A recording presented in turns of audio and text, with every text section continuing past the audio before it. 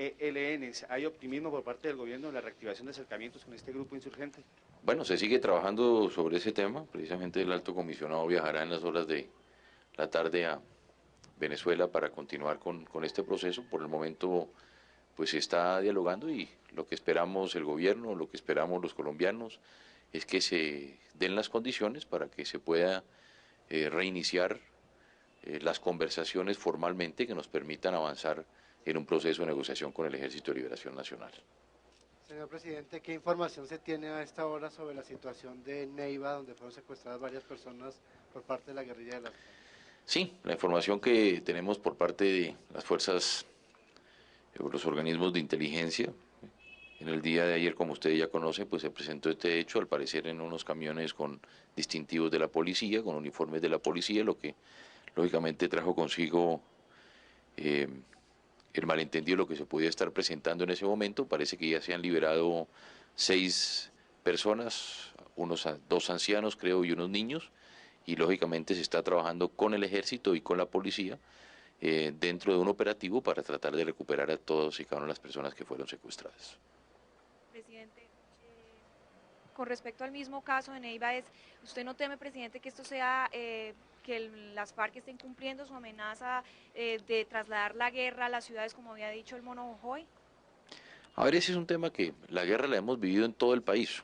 No creo no solamente se ha vivido en las áreas rurales, sino también en las áreas urbanas. Ustedes permanentemente tienen conocimiento precisamente de las milicias que existen en las ciudades desde hace tanto tiempo, el control que permanentemente hacemos, las capturas que permanentemente se han hecho. Aquí lo que se está haciendo es toda la investigación para lógicamente determinar quién fue el grupo que lo secuestró. Por el momento tenemos esta información, pero vamos a investigar más a fondo a ver qué fue lo que sucedió. Señor presidente, muy buenos días. Y si los secuestrados de esta ciudad de Neiva fueron trasladados a la zona de distensión, ¿su gobierno cómo ve esta situación? Parece que fueron, según lo ha confirmado la policía, llevados directamente al área de diálogo social. A ver, no tenemos esa confirmación. La verdad que lógicamente, es decir, desde el punto de vista de traslado a la zona de distensión por vehículos como fueron trasladados sería imposible porque existen los retenes del ejército. Por lo tanto, a través de esa vía no se podría llegar a la zona de distensión, porque precisamente el ejército es el encargado de controlar la vía que lleva a la zona de distensión. Lo que no, tampoco se descarta que puedan haber utilizado trechas o trochas para poder llevarlos hacia allá. No tenemos ningún tipo de información. Nosotros esperamos de que no exista esa información y reitero, estamos trabajando con operativos con el ejército precisamente desde las bordes de la zona de extensión hacia afuera para precisamente buscar evitar que si se presentara ese caso se pudieran llevar los secuestrados hacia allá.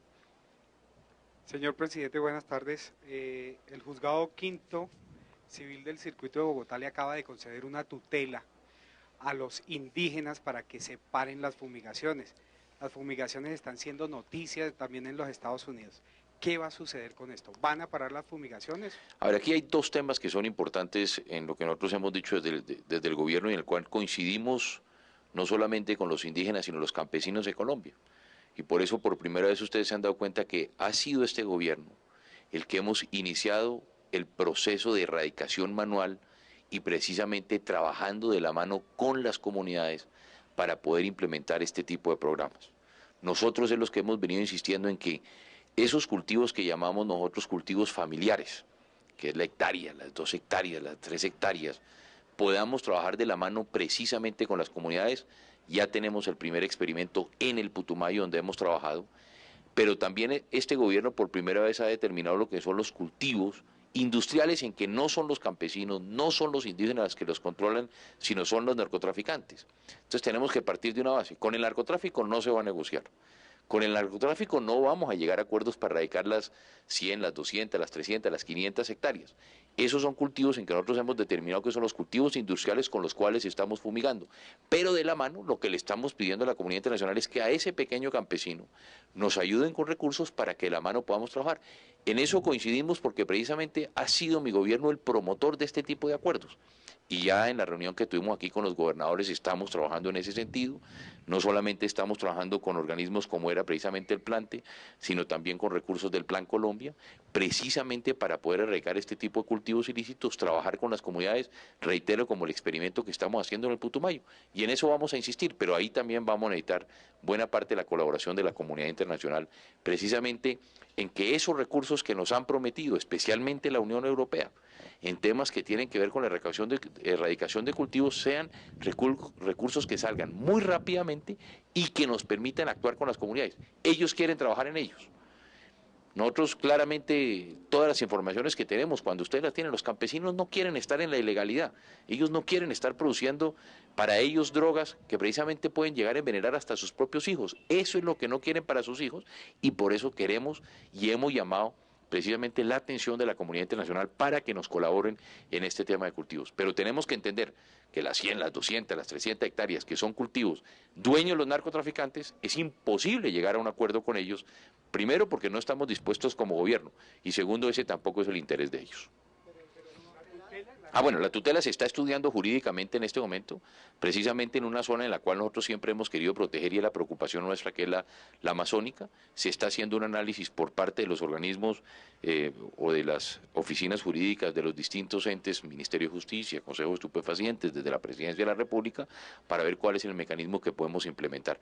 Pero reitero, el deseo del gobierno y mi deseo es que podamos trabajar con los campesinos precisamente en la erradicación de cultivos y que podamos producir productos que les permitan a ellos el modus vivendi, permitan tener ingresos para ellos y para sus familias. Señor presidente, una de las noticias más importantes del país es el triunfo de ayer de la selección Colombia. Hacia el futuro, ¿qué nos espera y qué le dice el gobierno colombiano, el presidente Pastrana, a los escépticos que no creían que se iba a realizar la Copa América? Que es con hechos, y los hechos es que la selección va a ganarse la Copa América. Nosotros desde el primer momento dijimos que era la Copa de la Paz, así la ha entendido el mundo. Yo creo que los colombianos, y ya lo he reiterado en todas las sedes en las cuales hemos asistido, lo que quería mostrarle Colombia al mundo es que éramos capaces de vivir en paz y que nuestro mayor anhelo es lograr hacer la paz. Hemos visto temas tan importantes como reactivación económica en las distintas sedes y en muchos lugares de Colombia precisamente por la Copa, que era uno de los elementos fundamentales, el tema deportivo, que es el principal, pero por último también el tema de la seguridad. Los colombianos yo creo que también hemos dado lecciones frente a los triunfos que han tenido nuestra propia selección, a lo que sucede precisamente con los hooligans, o que sucede con otras barras bravas en otras partes del mundo. Aquí hemos demostrado que precisamente lo que queremos los colombianos es eso, paz, tranquilidad, y yo creo que va a ser muy importante que todos los bogotanos y los colombianos acompañemos precisamente a la selección el próximo domingo. Olímpico a la comunidad internacional de que no confiaban en Colombia? Definitivamente, yo creo que hoy la comunidad internacional reconoce lo que hemos dicho, los colegas periodistas son los que se han encargado precisamente de mostrar la verdadera imagen de nuestro país. Yo creo, siempre he tenido como consigna en los refranes populares que no hay mal que por bien no venga. Hoy son precisamente los periodistas internacionales, las llamadas que permanentemente nos hacen, desde los embajadores hasta amigos que están viviendo afuera, es que se está mostrando una cara distinta. Y hoy Manizales es conocido porque allá fue donde Honduras le ganó a Brasil. Hoy vemos lo de Armenia, en que la gente fue a ver a Armenia, una ciudad que está destruida por el terremoto, y vieron una reconstrucción. Barranquilla, verlo precisamente con el carnaval, o en Pereira, o en Manizales, como lo vimos en el día de ayer. Es decir, en Medellín, en cada una de las sedes, yo creo que los mejores promotores del país han sido los propios periodistas, que ellos de primera mano han podido conocer qué es lo que pasa en nuestro país. Señor presidente, volviendo al tema de Venezuela, ¿con quién se están reuniendo? Y si no fuera algo por... Vean, esa información no tiene el comisionado, él les puede dar toda esa información. Él tiene la información, él les transmite esa información. Señor presidente, la próxima semana Colombia asume la presidencia del Consejo de Seguridad de las Naciones Unidas. ¿Qué significa esto para el país? ¿Cómo vemos esto? Yo creo que es un gran triunfo también y un gran reconocimiento para Colombia. Ustedes se recuerdan que inclusive desde la elección de Colombia al Consejo de Seguridad ha sido una de las mayores votaciones que se han tenido, y ese también yo creo que ha sido un respaldo a la política internacional del gobierno, a la diplomacia por la paz. Asume también la presidencia en momentos que no son fáciles por las distintas situaciones que se están viviendo en el mundo. Precisamente en el día de mañana aspiro yo a reunirme con el ex primer ministro de Israel y el canciller Shimon Peres, donde también vamos a poder hablar y intercambiar opiniones sobre la política del Medio Oriente y el proceso de paz en Colombia. Estamos viendo la posibilidad de mañana reunirnos en Perú, porque nadie nos ha preguntado qué vamos a hacer al Perú. No solamente vamos a la posesión del presidente Toledo, sino también vamos a hablar con precisamente el representante de los Estados Unidos, el señor Selig, para llevar precisamente y un poco complementar la pregunta que me hacían ahora. Es decir, una de las maneras de poder combatir precisamente las fumigaciones, de acabar con los cultivos ilícitos, ¿cuál es? El comercio. Y precisamente vamos a plantearle al representante de los Estados Unidos en este tema cómo y de qué manera ellos nos pueden ayudar, generando las condiciones para que en nuestro país podamos exportar más, podamos llevar más productos a los Estados Unidos. Ya tenemos el visto bueno de la Unión Europea para la posible extensión de las preferencias con Europa. Ahora queremos trabajar muy de cerca con los Estados Unidos para ese tema. Presidente, gracias. Aprovechando que usted es una persona tan audaz en el tema de la paz, que lo ha reconocido la comunidad internacional, ¿usted no aprovecharía este momento de efervescencia, de paz que está viviendo el país con motivo de la Copa América para hacerle un llamado, una propuesta, digamos, a la guerrilla, a los paramilitares para iniciar o continuar con este momento de paz que vive el país? Sí, yo creo que lo más importante de esta Copa es que lo que también logramos demostrar a los colombianos es que cuando queremos podemos, cuando nos unimos todos en torno a un tema podemos sacarlo adelante.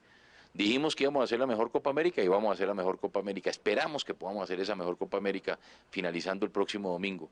Y claramente yo creo que los que primero nos tenemos que sentir nosotros satisfechos somos los colombianos de que hemos podido unirnos en torno a un propósito. La Copa América, yo digo que lo más importante como resultado de la Copa América es la unidad nacional, en que nos hemos unido los colombianos en torno a un propósito. Y yo creo que este es el mecanismo que nos va a permitir también avanzar ya en la mesa de negociación. Como ustedes bien saben, hay todo un replanteamiento en lo que corresponde a la negociación con las FARC. Aspiramos a que podamos llevar muy rápido propuestas para el cese al fuego, para el cese de hostilidades como está en la mesa, que podamos comenzar a discutirlas. En pocos días ya la comisión encargada de cómo y de qué manera podemos excluir a la población civil del conflicto va a tener que dar sus recomendaciones. Y igualmente el gobierno y las FARC que presenten ya propuestas concretas sobre la agenda de negociación. Y yo creo que ahí podemos avanzar muy rápidamente. Muchas gracias. ¿Listo? Gracias. Bueno, vamos a ver cómo nos vaya.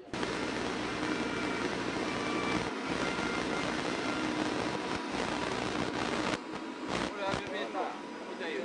¿Cómo va? ¿Cómo está? Muy bien. Aquí acompañarlo.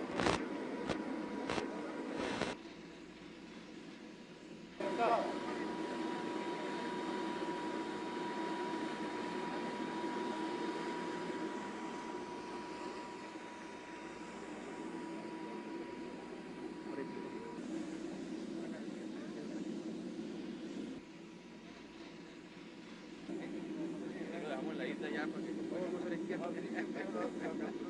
No, bueno, está bien. Va a pasar por acá el señor presidente.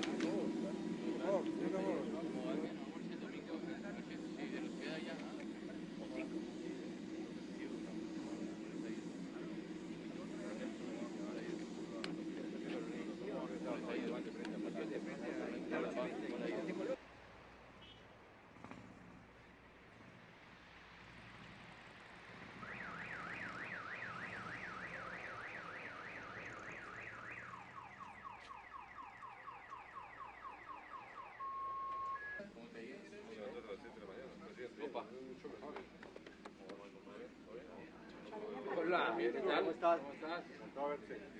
Alfredo. Good morning. Good morning. How are you? Nice to see you again. Nice seeing you again. Your Yes. colleague? We met too. Yes. How are you? Mr. Rivera. Hola.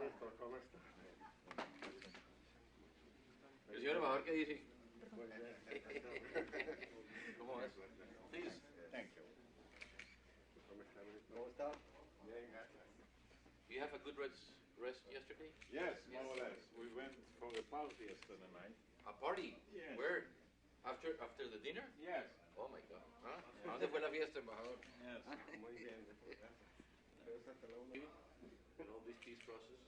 Yes, we have to fight. How things are going? How things are going that we are worried? It looks very bad. Very bad. But it's not the worst case. And, you know, terror is very difficult for us, but it's also very difficult for final analyze. They can achieve more by talks than by in and out Egypt a month. For 3 months, you'll have peace. Got me out. I told him, hire an Egyptian speechwriter and let him write the speech. 3 months, he will change the situation. Because I think Sadat, President Sadat, and King Hussein achieved with words. Like all crises, they are basically psychological, emotional. They are no longer as ideological or national. And everybody is angry about the other party. And Thank you very much. Thank you, Mr. Minister. Thank you very much.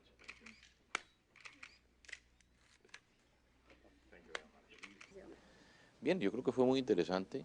Tuvimos la oportunidad de compartir con el canciller israelí precisamente la situación del Medio Oriente, que es muy importante para nosotros. Como ustedes bien saben, a partir del 1 de agosto Colombia preside el Consejo de Seguridad de las Naciones Unidas y es muy importante pues conocer uno de los temas que en este momento está en la agenda, precisamente el Consejo de Seguridad, conocer el avance del proceso en el Medio Oriente, igualmente compartir con alguien como el canciller israelí que pues qué mejor que el que conoce los temas de la paz y la negociación también, el interés que él tenía sobre el proceso que estamos viviendo en nuestro país. Yo creo que fue una charla muy interesante y que fue muy importante para nosotros. Dice que entiende la dificultad de nuestro proceso y que entiende, por supuesto, que es una guerra con terrorismo, con víctimas inocentes. ¿Son parecidos los dos procesos? Bueno, a pesar de que son distintos, lógicamente son procesos muy distintos, al final tienen un mismo propósito que es la búsqueda de la paz. Como él bien lo reiteró, qué bueno que los niños puedan despertarse en las mañanas y tener la tranquilidad de sus propias vidas, de que puedan salir a jugar, de que puedan ir a la escuela.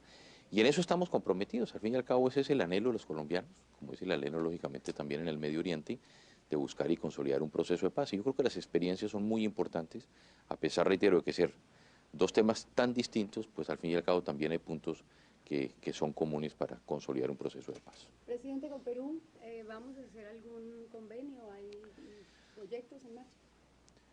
Bueno, como usted sabe, yo tuve la oportunidad de estar aquí en visita de Estado hace tan solo algunas semanas. Yo creo que lo importante en este caso es el fortalecimiento al interior de la propia comunidad andina.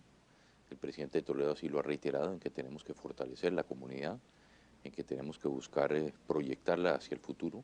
En eso vamos a trabajar. Yo creo que en el caso de Colombia, las relaciones entre Colombia y el Perú vuelven a estar en su estado natural y normal de países hermanos, después de la situación que vimos precisamente con el anterior gobierno, especialmente, como ustedes recuerdan, con el tema de las armas. Y yo creo que hoy están en su mejor momento. El presidente de Toledo, pues precisamente acaba de regresar de Colombia, donde tuvimos la oportunidad de compartir con él en Cartagena antes de su posesión. Y el interés demostrado por él es precisamente fortalecer no solamente los lazos con Colombia, sino también, reitero, al interior de la propia comunidad. Muchas gracias.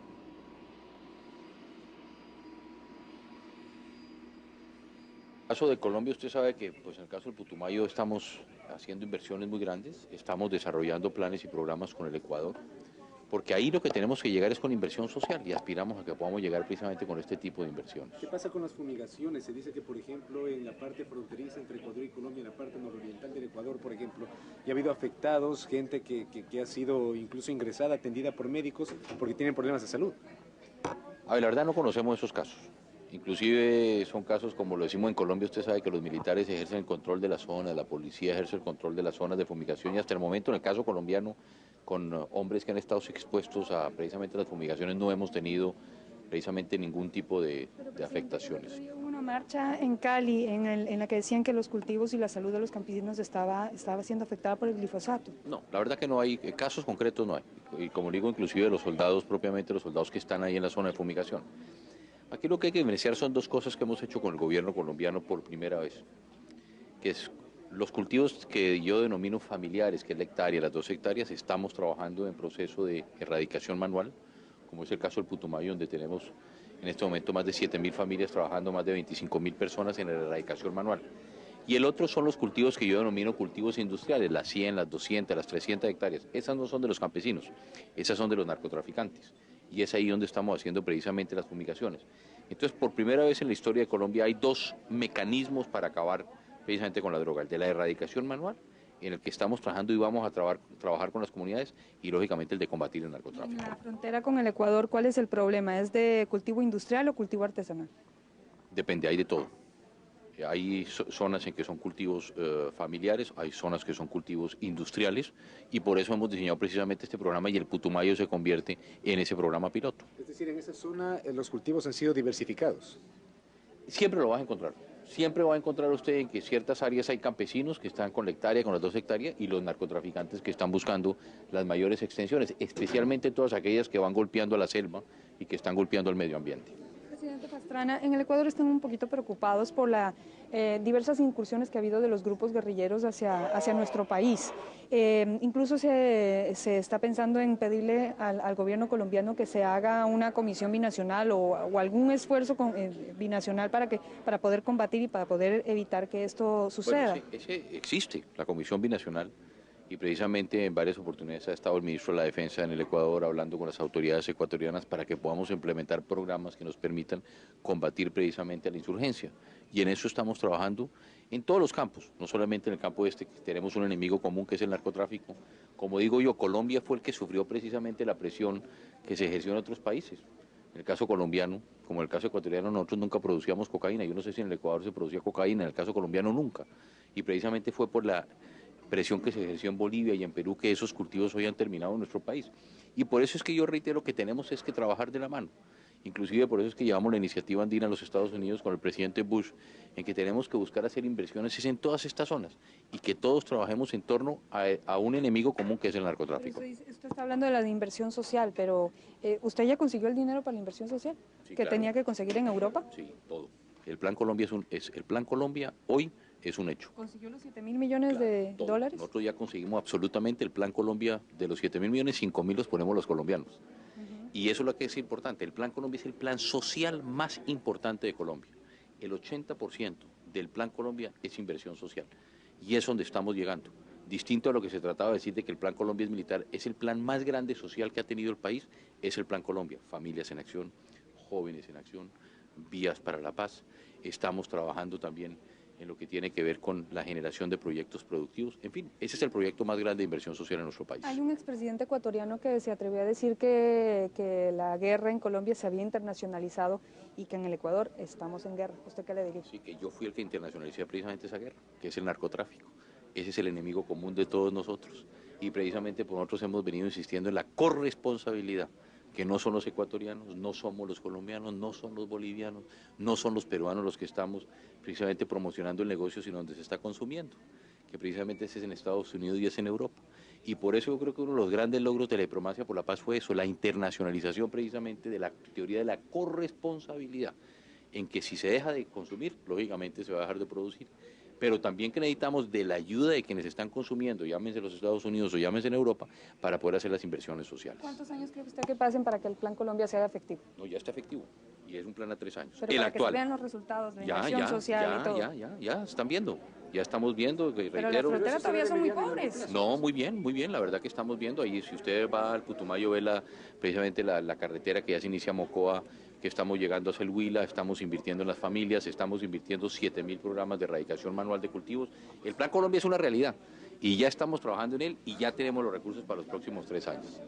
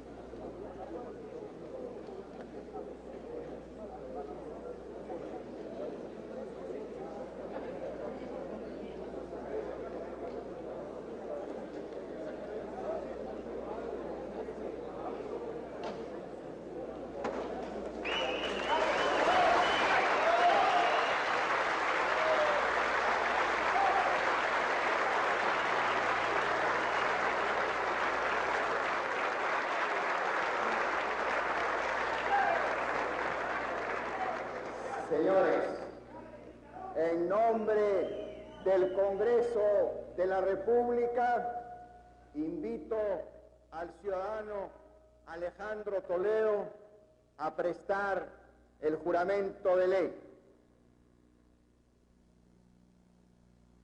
Yo, Alejandro Toledo Manrique, juro por Dios, por la patria y por los pobres del Perú,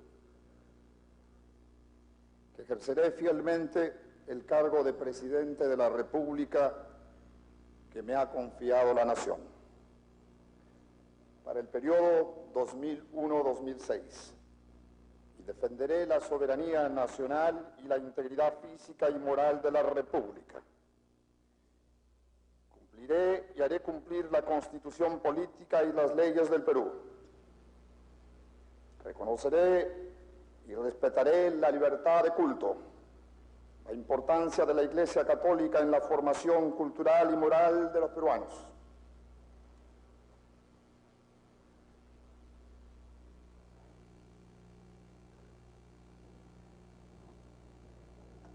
Ciudadano Alejandro Toledo,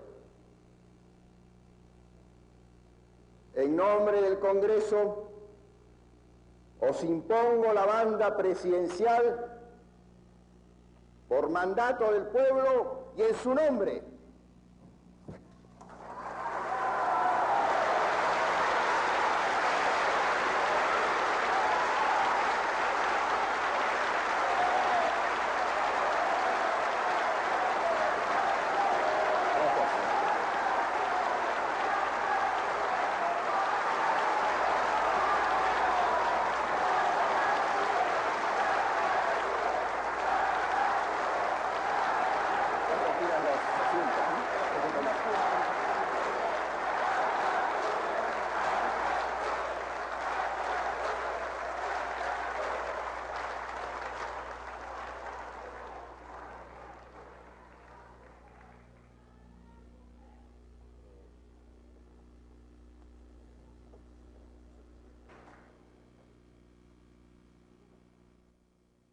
Palabras del señor presidente de la República, Alejandro Toledo.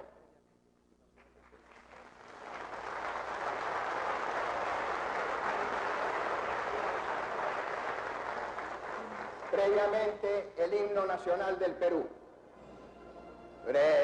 Seamos, no siempre seamos.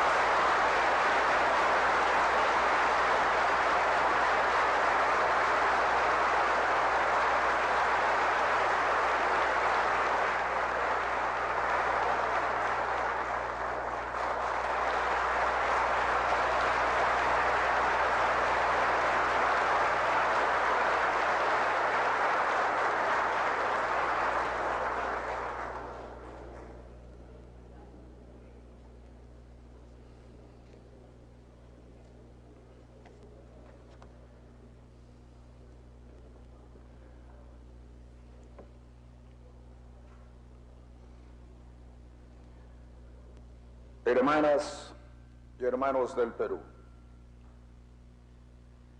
amigos y amigas de más allá de nuestras fronteras que hoy nos acompañan. Hoy se inicia un nuevo amanecer democrático irreversible. Hace solamente un año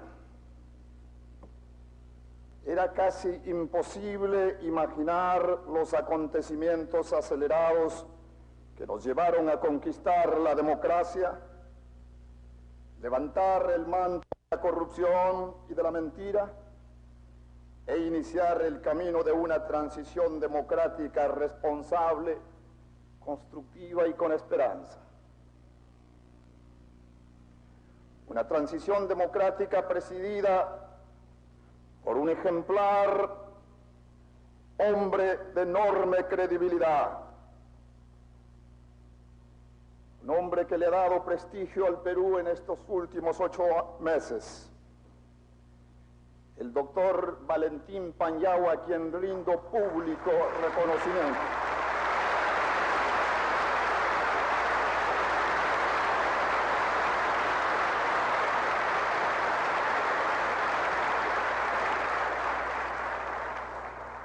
Quiero rendir homenaje también a través del presidente Valentín Paniagua a un hombre que admiro, que se ha jugado por la democracia desde su propia esquina.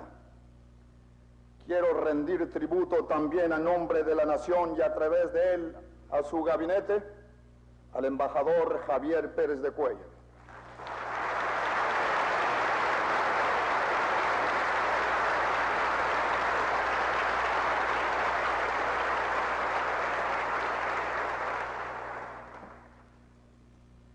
Acabo de asumir la alta responsabilidad de presidente de la República, jurando respetar la Constitución y las leyes.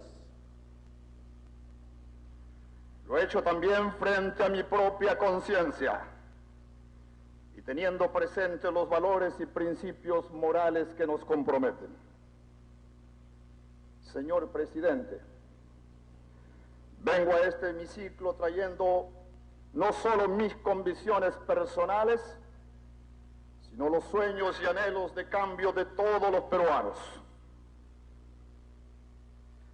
Hace solamente un año, un día como hoy, en que celebramos el 180 aniversario de nuestra independencia nacional, miles y miles de compatriotas provenientes de todos los rincones del país, de manera unitaria y con decisión, fueron protagonistas de una gesta cívica hermosa que nos llena de legítimo orgullo. Un pueblo sin violencia y solo armado con la fuerza de sus convicciones, de su dignidad y su orgullo, a través de la marcha de los 4 suyos le devolvió la esperanza y el alma a nuestra patria.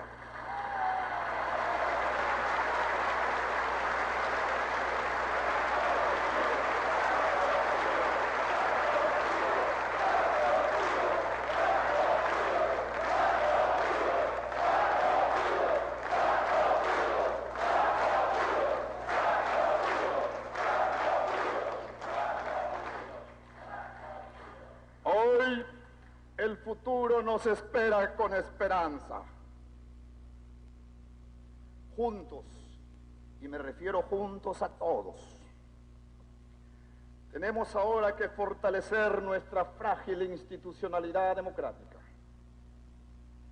esclarecer la verdad de las graves violaciones de los derechos humanos y enfrentar con firmeza la corrupción. Por eso, haciendo un balance de nuestro pasado reciente, podemos decir con certeza y profunda convicción de futuro que no hay lugar para el desánimo y la duda. No hay lugar para perder la esperanza en el Perú que hoy ingresa al siglo XXI. Desde Tacna a Tumbes, en la costa, En la sierra y en la selva se siente el anhelo profundo de un país que quiere levantarse sobre sus dolores y quiere aprender de su pasado reciente para no repetir sus errores.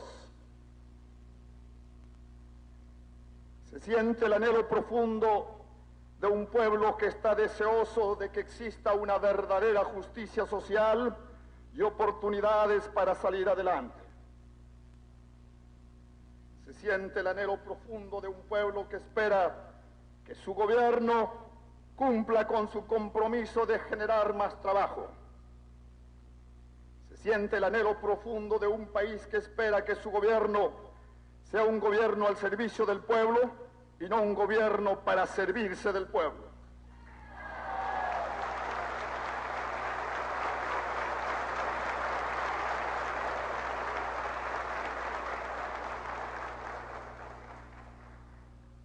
Hermanas y hermanos del Perú, estos anhelos están impregnados en el corazón y en la mente de este presidente.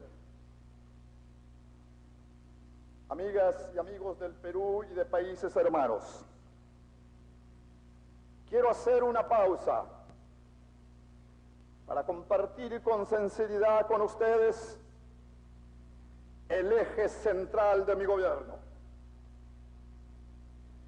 Tengo la firme determinación de dedicar cada minuto de mi vida y de mi gobierno a iniciar una guerra frontal contra la pobreza. Este es mi compromiso.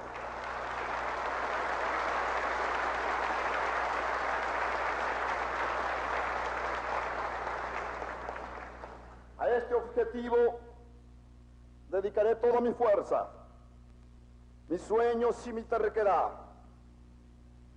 Este es y será el eje central de mi gestión y de este objetivo no me mueve nadie. He pedido en privado y hoy públicamente instruyo a mi gabinete que cada una de las acciones que realicen en sus respectivos sectores estén orientados al logro del objetivo de terminar con la pobreza en el Perú.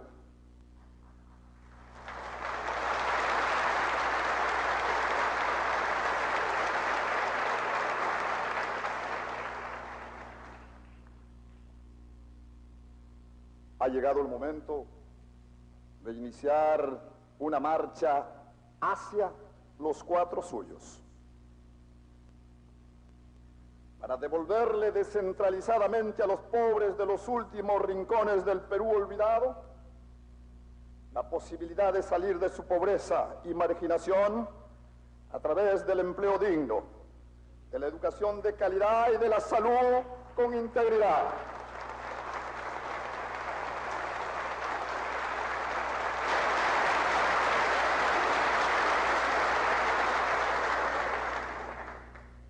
Somos el pueblo de todas las sangres, conformado por millones de grandes hombres y mujeres anónimos y sencillos.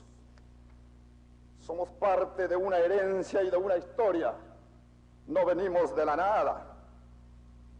Sin embargo, a pesar de la grandeza de nuestra historia, de la profundidad de nuestras raíces y de nuestro mestizaje, todavía el 54% de los peruanos viven hoy en condiciones de pobreza. 4,5 millones de peruanos están sin estabilidad económica, social y política. Serán nuestros compromisos para asegurar las inversiones privadas, nacionales y extranjeras.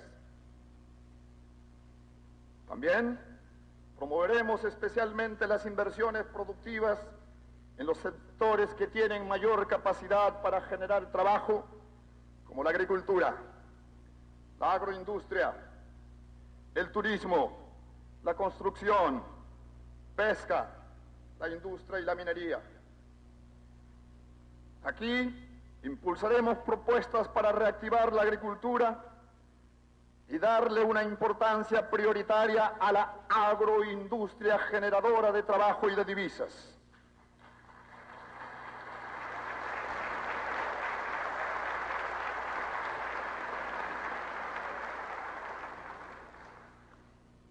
Lanzaremos un programa de construcción de viviendas populares, convirtiendo el Fondo de Mi Vivienda en aseguradora hipotecaria, y fomentaremos el turismo, la micro y la pequeña empresa, entre otros. Con trabajo, con justicia social, con tolerancia y respeto por nuestra diversidad y nuestra cultura. La sociedad que queremos exige terminar con toda forma de discriminación. La promesa de la vida peruana significa el nuevo milenio, la profunda convicción que el cambio en el Perú sí es posible. Hermanas y hermanos del Perú, al terminar este mensaje, quiero agradecer a todos los peruanos, particularmente a las mujeres y hombres sencillos de nuestra patria, al campesino que se levanta al alba para hacer crecer el campo, al pescador, al obrero, al joven, al profesional, al empresario, al dirigente indígena, al desempleado con su angustia diaria, al dirigente social y político, a la familia peruana, a las mujeres dirigentes de los vasos de leche de los comedores populares, al empleado, al lustrabotas que sueña con un mañana mejor.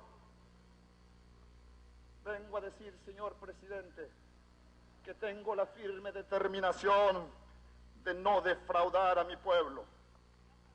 Hoy por la mañana hemos desayunado con los niños que viven en la pobreza en Ansieta Alta del Agustino.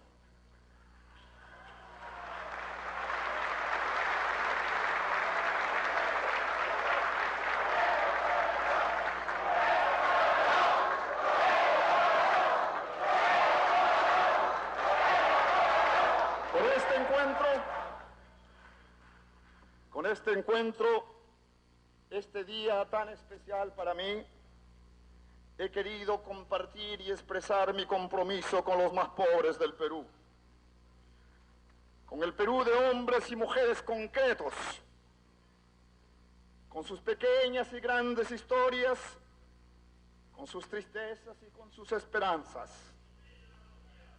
Más allá de nuestras diferencias políticas, vengo a abrir mis brazos otra vez para invitarlos para que juntos construyamos el cambio con todas las sangres.